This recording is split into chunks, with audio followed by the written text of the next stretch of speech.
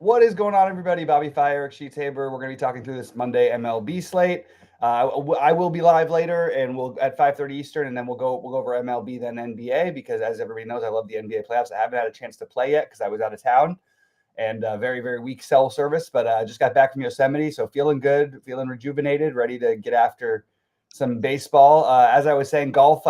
Had a lot of fun with golf over the weekend, looking like I had some real shots, and then of course, at the end, everything sort of cratered on me, so it was not my ideal finish. But Sheets, how did you do? How was your weekend? And then we'll get into the slate.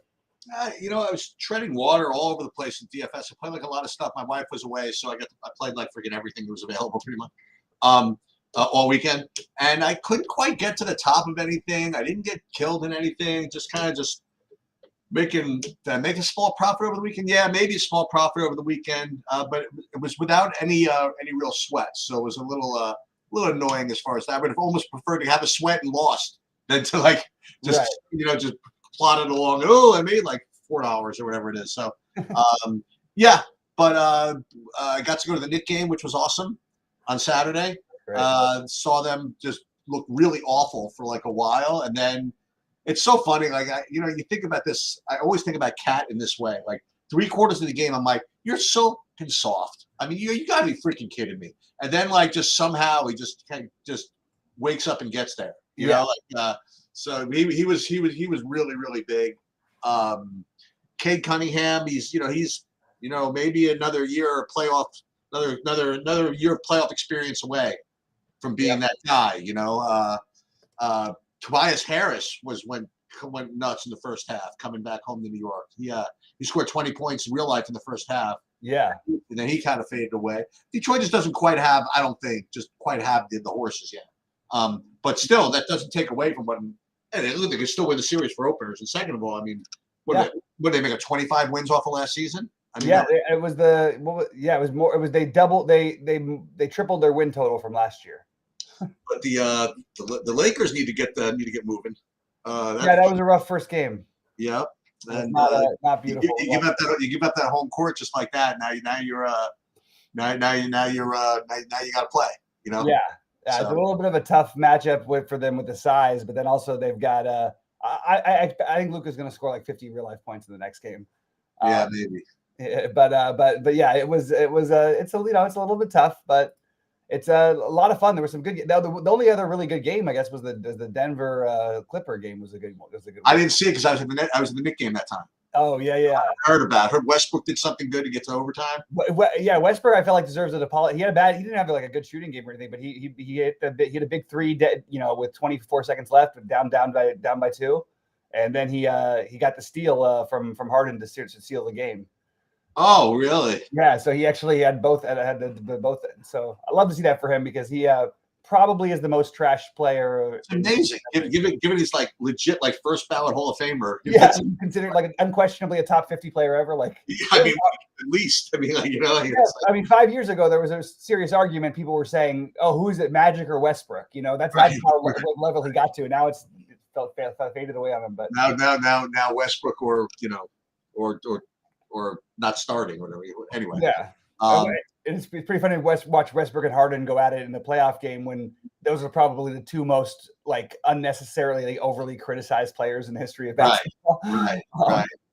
But anyway, or at least recent history. All right, so we've only got a 6-gamer today. There's a 2-game NBA slate, so a little bit of a light Monday. There's no real weather concerns. I'm going to pull up my screen and I just pulled up my screen. Look at that. Oh, never mind. You're ahead of me. Perfect. Yeah, I just did it. All right. I'll tell you what's really interesting about this slate. So, it is a 6-game slate, and I like 8 pitchers. Yeah, it's pretty wild. The pitchers feel very similar. Wait. And it's a 6-game slate, and I like 8 stacks. Oh my God, that's really weird. Yeah. I don't know where you're at. I have one that well, at least for me, like completely stands out, and it's kind of weird, but I don't say weird, but I'm looking. Listen, I'm looking forward to this slate actually. Yeah, it should be fun. It definitely isn't like there's like one clear hitting spot, and then everything else sort of feels questionable. And yeah, we'll get into it because it's a little bit unusual. All right. Good morning to Andy and anyone else in the Discord. Please like and subscribe and all that stuff. And we still, I believe the Masters TDFS, which will probably come down in the next day, is still up. So if you want to get 33% off your first month, do that. But Sheets, we'll start off with Cincinnati, Miami. What are your thoughts here? Yeah, well, these are two guys that are like in the middle of the pack for me. I mean, literally the middle of the pack. Like I have like 1, 2, 3, 8 pitchers. And I have these guys ranked literally 4 or 5. They're exactly the middle of the pack. I have 3 guys rated below these guys and 3 above these guys. So I guess they're both in play. As far as the hitting goes, yeah, sure. Now Cincinnati, by the way, how about that game? But excuse me, we advanced. Did you even notice? Oh yeah, we did. That's right. Barely. Yeah, it was closer than we hoped. Yeah. So we gotta make some time for that at the end of the video. Yeah. To do this week.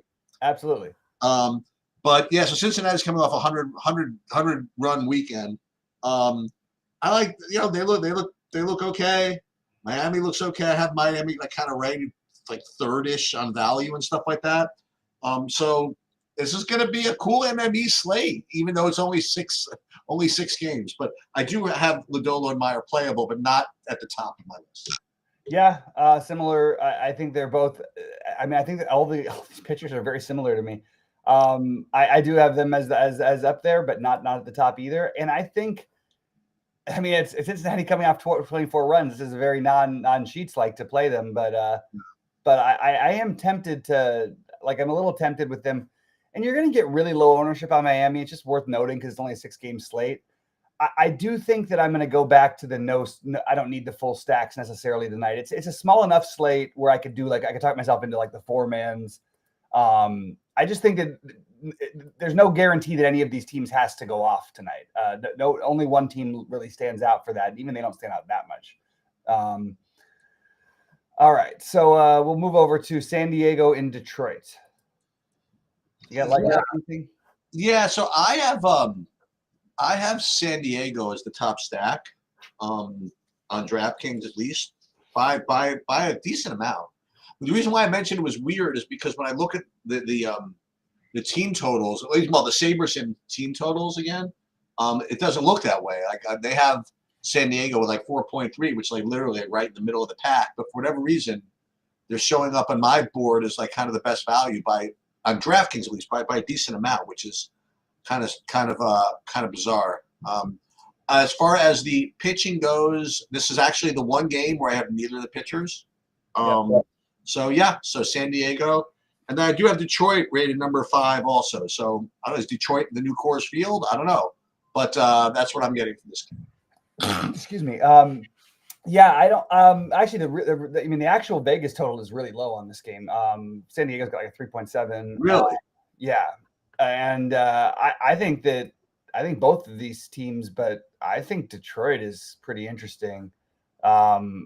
So I actually like both of these sides, but I think Detroit is my preferred side against Vasquez, which doesn't usually work, but it's worth taking a shot here. It's you got cross winds. If anything changes with the winds, because it's like they're like 20 miles an hour, but they're across the field, so it doesn't really matter that much.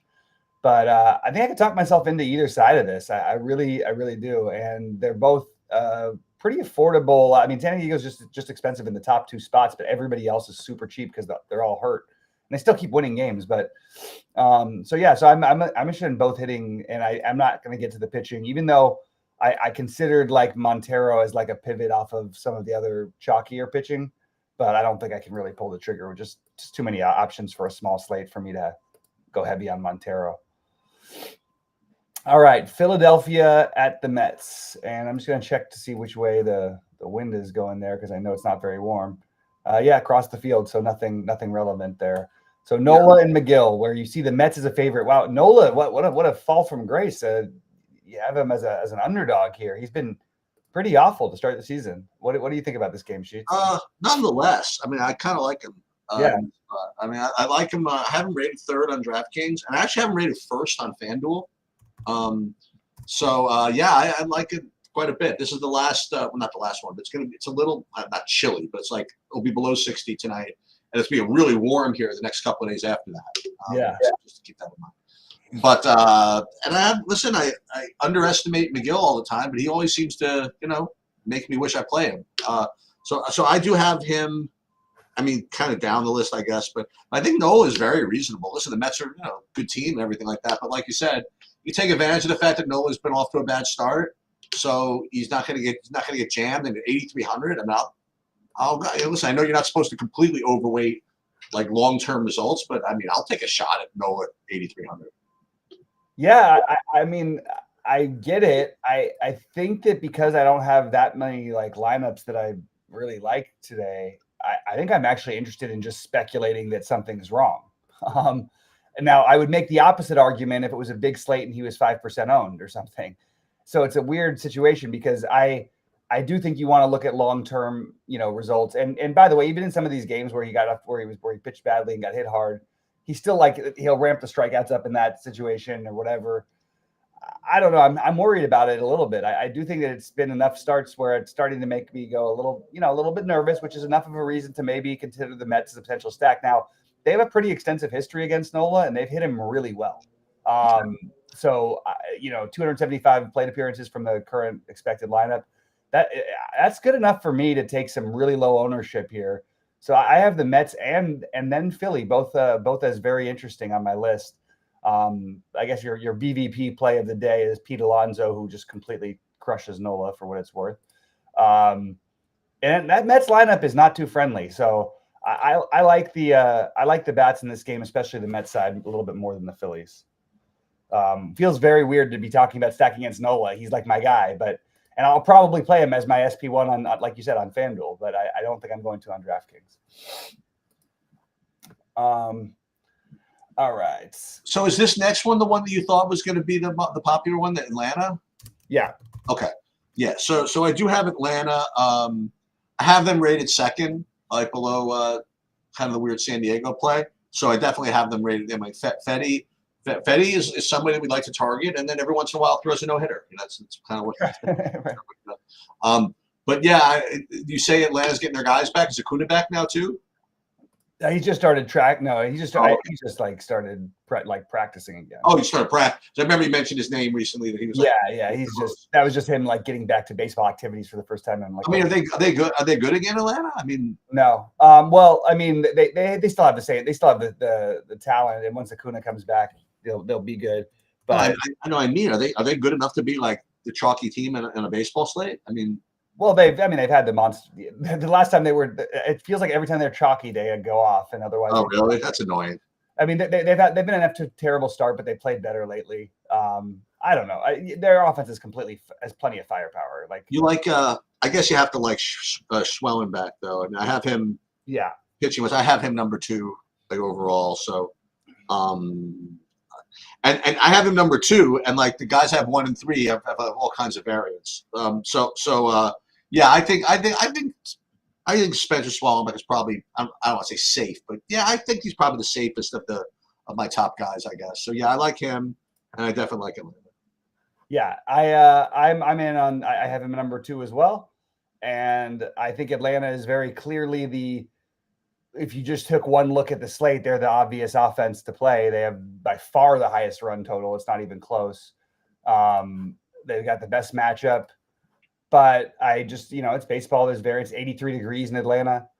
So I like Schwellenbach, and I will like the Braves, but I will probably X out the 5-man stacks for the Braves on this slate. Although the early ownership doesn't make them look overly owned. I think that's going to change later today. That's my guess. All right. Toronto in Houston. Yeah. So I am not into where my projections are getting me right now. Like right now I have Brown and Gausman like 6th and 8th. And I find it difficult to believe that Hunter Brown's not a better player. He's got the strikeout upside. I think he's a lot more reliable than say Nola or Ray, who we'll get to in a second, I guess. I think I'm probably going to be higher on Hunter Brown than my projections are right now. That's my take. Gausman certainly has some upside, but tough park, tough spot, or is it even a tough spot? I don't know. I do not. I'm not getting either of the hitting here. Do you like Hunter Brown? My projections are terrible, right? I mean, like, shouldn't Hunter Brown be like one of the top pitchers today? He's fine. It's not a big deal. I prefer Gaussman. Oh, you do? Okay. I don't think anything of this. I'm starting to talk myself into that. I just don't think the lineup is very good for Houston. Right. And for what it's worth, it's a small sample size, but 81 at bats against Gaussman. He has 43 strikeouts. That's great. Against Gaussman versus this Astros team. Oh, that's a pretty. I mean, it's a small sample, but it's a big number. I think this strikeout prop on Gaussman is hilarious and ridiculous. I think this is a spot where you want to. I really think that Gaussman is the right way to go. And look, there's always going to be some variance there, but I really that's the one I want the most of. And I'm just going to take a look. Why I saw a strikeout prop of 4.5. What is going on with these things? His expected pitch rate, he's been over every single game so far, like except for the one where he got roughed up against the Mets. I think Gaussman is the answer here. So I like Gaussman as my favorite pitcher as of right now. It's a little bit riskier than the other ones, and I like Hunter Brown just fine. I'm not afraid of this. This again looks pretty ugly most of the time. This Toronto offense. And I honestly, like, if you want to take the anti-Gaussman approach, I think that's pretty viable too. I think I'd rather stack Houston, even with all my hate for them, than I would Toronto. But I think you could argue 4 prongs of this game, but I'm probably going to mostly just be on the pitching. Okay. That's just me. All right. Then we get Milwaukee in San Francisco. Boy, how about what was it? They had the power rankings the other day, and the 4 best teams in baseball were all in the NL West. Did you see that? Yeah. It's pretty wild. A lot of good teams out here. And then one of them being the Giants so far this year. So, but you do have, I think, who's going to be the most chalky pitcher in Robbie Ray. And what do you like here, Sheets? Oh, come on. Can't we just play Milwaukee and be in right? Can't we just play Milwaukee and show up at the water cooler in good spirits? You know what I mean? That's kind of what I want to do. I mean, I got played like Reese Hoskins at 3,900 and all these guys. That's kind of what I want to do. Yeah. Who's going to play Bryce Turang from the 9 hole at 5,100? How about that? I know. And by the way, whenever they go off, he always goes nuts. So, I kind of that's sort of what I want to do. Now, with that said, okay, let's just get into it. I do have Robbie Ray rated as the top overall pitcher on the slate on DraftKings. I have him rated number 2 on FanDuel. And again, for the uninitiated that have not been following this for a long time, and Robbie Ray is typically the type of guy that you don't want to play when he's very popular, because for the same reason that you want to play him kind of in general, and for the same reason you kind of want to play him when he's not popular. He's got a lot of upside. He's got a lot of upside, and he's also got a lot of variance. So if he's in those moods where he's not finding the plate or whatever, I mean, you could make a lot of money, against him. So it's I'm pretty sure I'm not gonna have to struggle. So I'm pretty sure that's what Saberson's gonna do for me anyway. I haven't even looked yet. I'm just kind of gathering that's what's gonna happen. But even still, I think that Robbie Ray looks like a good cash play, looks like whatever, but I feel much more comfortable than with like Schwellenbach if I had to pick one, Yeah. So that would be my opinion. Yeah, I agree with that. And I think look, it's a small slate early in the season, and there's like look, we got to consider a lot of different creativity things, and I'm with you on the Robbie Ray has the range of outcomes. Now he's come off 2 incredibly tough matchups against the Phillies and Yankees. But like the price is way too cheap. We'd be playing him on a big slate. We probably wouldn't be getting to Milwaukee, but on a small slate, we know Robbie Ray has that. Look, first of all, you can steal on him. He's going to walk some people. That's just what he does. He walked 9 guys in his last 8 innings. He's going to give you chances, and you connect with one pitch or something like that. You get that you get the double steal against him, which Milwaukee likes to run. So I think it's kind of interesting, the Milwaukee idea, and I think that San Francisco will be the other chalk that I think is totally reasonable against. Oh, really? I didn't even think of that. It's so funny. Yeah, I think that they're going to be the ownership, and I'm just running my thing right now to see what they say. But I'm going to bet. I'm going to guess we might get a little bit of that Milwaukee Sheets. Let's see what it gives me. Well, I'm doing it right now. I'm just listen.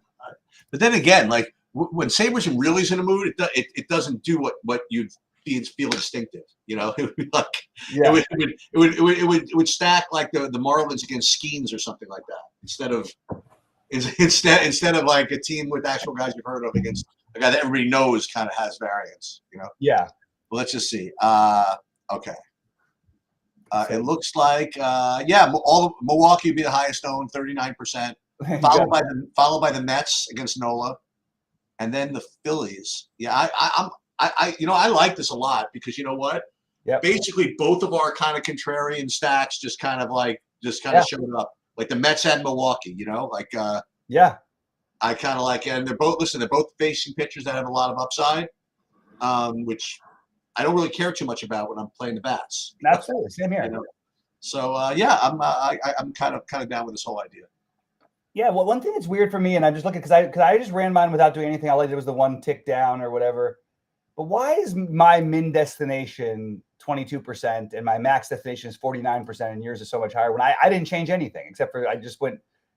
Which projections did you use? I went whatever. I just pressed the down button, so it was like went from. Oh yeah, so I actually used the TrueDFS one, so maybe that makes a difference. Oh okay, that could have been the yeah. Okay. Yeah. But I was trying to figure it out because it's been happening to me a lot lately. So I was trying to figure out what I'm doing wrong when I don't do anything or just press one little number.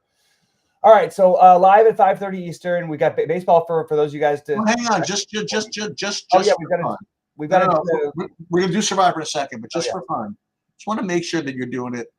You know, just so I'm gonna do the same thing that you were gonna do. I make two changes. Yeah. And what you're saying is that that it's just different than mine, not just different. Okay, not that it's like unreasonable. Well, it's a little low. Like you don't usually see like if I just use SaberSim, I don't usually get a projection of just the min ROI of just less than 50. But in baseball, it should be lower than it is, and I was mostly using it for basketball before, so maybe that's what I'm thinking in my head. Let's just see what we do here. And while this is loading, let me pull up the Survivor pool stuff.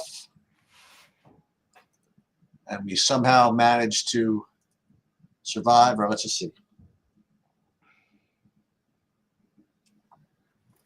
Lineups. And there's no good golf this week, it's just the team thing. Yeah. So we just hit the runs contest sims button.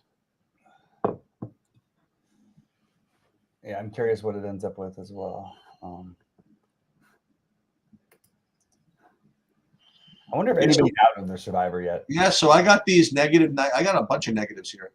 Whoa, that's very strange, though. No. Why I'm getting negative? Hold on, it's not done yet. It's not done yet. Oh, that's why. That's why. Yet, but let's just see. It'll get it. Yeah, I've never seen it there. Okay, so it's still higher than mine, but okay. It is what it is. It's not like a big difference, and I still question some of those things because, of course, I also like when I try to live sweat using the ROI thing just for my own things. Yeah, really tricky because the projected score never makes any sense. It's already a score that you've outscored usually. Okay. And then the numbers are it's just hard for me to like get my head around certain lines making more sense than others for ROI when like all but two players are done. And then the other team with everybody left somehow has a lower ROI and it's got the same score. Like it makes no sense to me. That is weird. So I would like to understand that one a little bit better. Although I will say that when I won the million, and then certain other times when I've won tournaments, when I won the wait a minute, you want $1 million? No, that happened. No, but when I did it, you could see the numbers were like whatever 500,000% ROI, whatever thing. All right, since you asked, let me see. Let's see if people are in fact out. Yeah, there are two people who've lost twice already. Oh, they're out, and everybody's clean. Most people are chalking their way through. So let's get into it here. So let's my picks, and let's take a look what we have. So again, for those who are seeing this the first time, the goal is to pick a team that is going to win at least half of their games during the week, and you only get to pick them once during the season. So, like most survivor pools, the idea is to pick a team that hopefully you're not going to want to pick in the future. So, really, you want to pick like the worst team that you could possibly stomach. That's basically the idea. And the guidelines here is that you want to pick teams that are usually having an even number of games. Just because the way the math works, it's easier to go 3-3 than it is to go either 3-2 or 4-3 for that matter. Yeah. So let's just kind of get into it. So first of all, we have nice though to this week is there's a lot of 6 games at home, a lot of things like that at least. Well, let's see. I haven't looked yet. So let's see. So Padres, got to save them. Got to save the Padres, and they're not nearly at full strength. And they're no lock to do much, to win 2 games in Detroit, right? Yeah, no, and they're not at full strength. Dodgers, we can wait. Yep, and that's no gimme. The Cubs. The Mets we used, right? The Mets we used. We used the Mets and the Orioles. Okay. Yep. All right. Yankees. We could use. I mean, I'm just gonna write them down, just whatever. But okay. At Cleveland, home against the Blue Jays. I mean, I presume I want to save them, but yeah. Just write it down here. I don't love Cleveland. Sorry, go ahead. What'd you say? I said I don't love the at Cleveland. Okay. Always makes me nervous. Yep. Okay. Arizona, 3 at home against Tampa. I think and they've 3 got at home against the Braves. I think they've got to be on the list at least. Yeah. Although I do think Tampa and Atlanta are better than their record. Yep. I will put them on the list.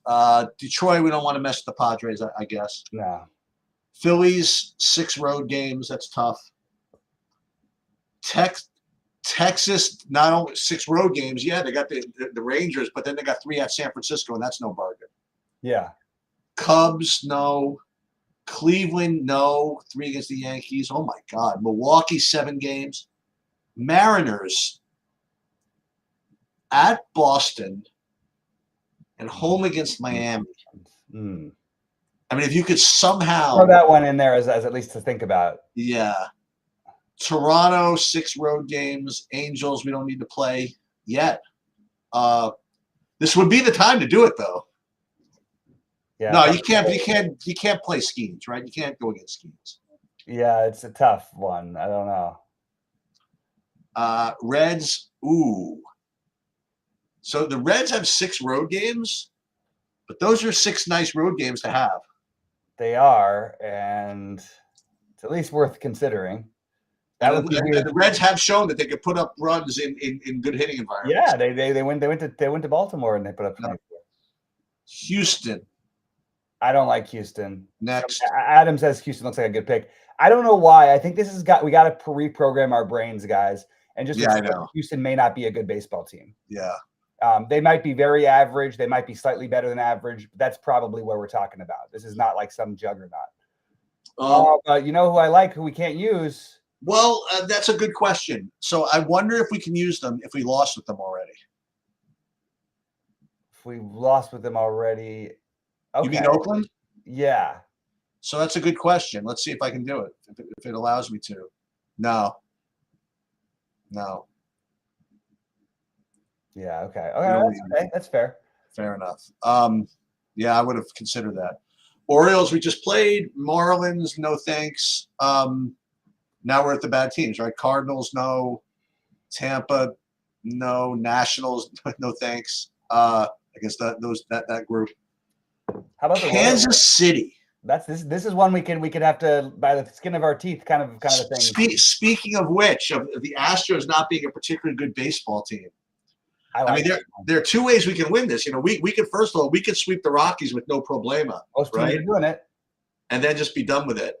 Or then we could put our theory to the test and have to take one maybe out of against the Astros. But I mean, it's possible we get Reagans against the when do we get Reagans? No, probably we don't get him against the Astros, right? Let me just see. I haven't seen him pitch in a while, so he's probably pitching soon. Let me see. I'll take a quick look. It's not like there's like an easy thing for this, so I always just change my searches. So April 22nd. Oh, he'll pitch tomorrow. So you get him twice. We will get. So you're saying we will get him against the Astros? I'm assuming that's still just a 5-man rotation. So you'll get him twice, Rockies and then Astros. I mean, if there's a time to use them, man, this might be the time. All right, we're going to put them on the list. Braves, no. Pirates, no. Obviously, Minnesota. Oh man, if we get away with that one, we're geniuses. That's kind of interesting, gotta say. Yeah, those are the two for me. That's the Minnesota would be the other one. So the two hoodoos are Kansas City and Minnesota. That's for sure. And both are teams that are better than their records, I think. But I feel much more comfortable with Kansas City as a team. But Minnesota, that's kind of interesting. If we get away with it, we can be superstars, right? Yeah, I mean, the White Sox, they're not losing. I mean, both feel like you got outs, pretty decent outs for not even having to worry about the second series. And the Angels are not a team to be feared. I think it might be Minnesota Sheets, but the question is just how bad is Minnesota?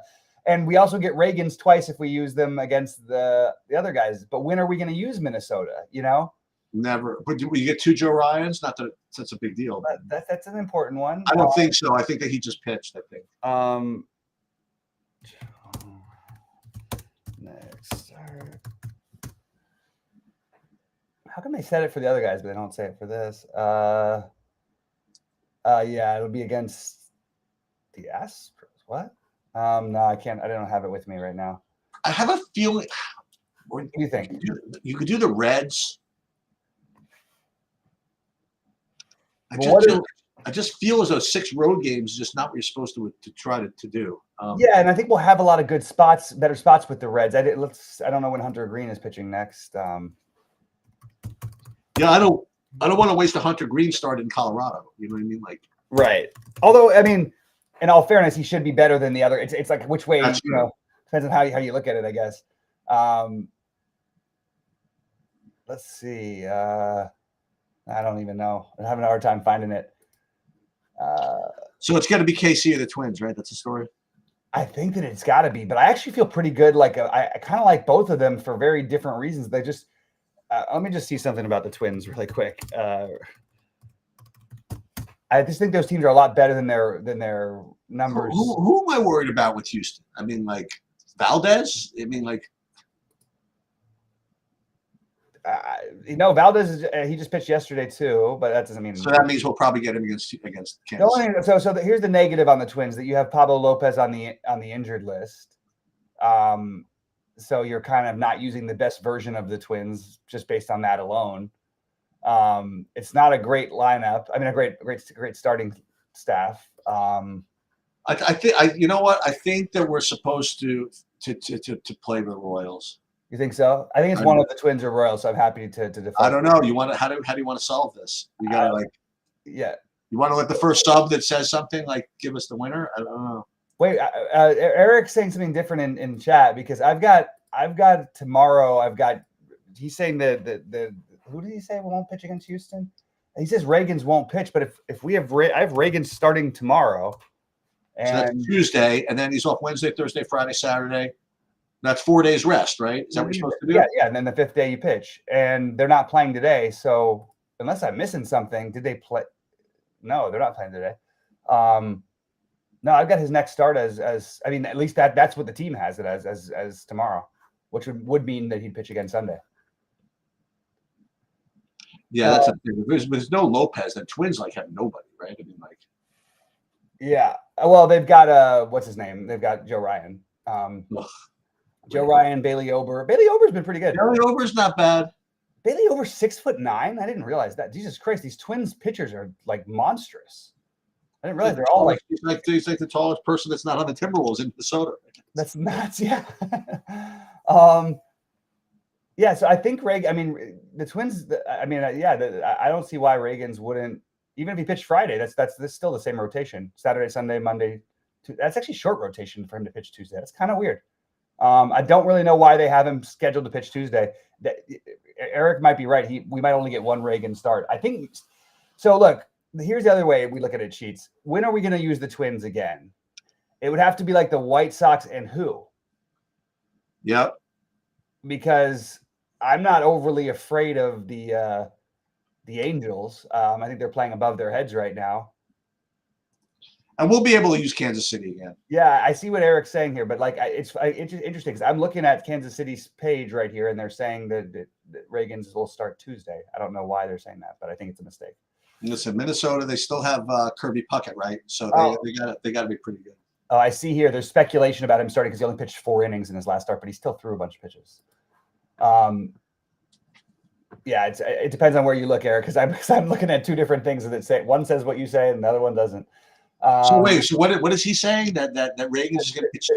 Reagan's wouldn't pitch until Thursday, which would be really odd. That's really bad for us. Yeah, well, no matter what, it's either 1 start or 2 starts. That's all. It doesn't matter. We'll play the Twins.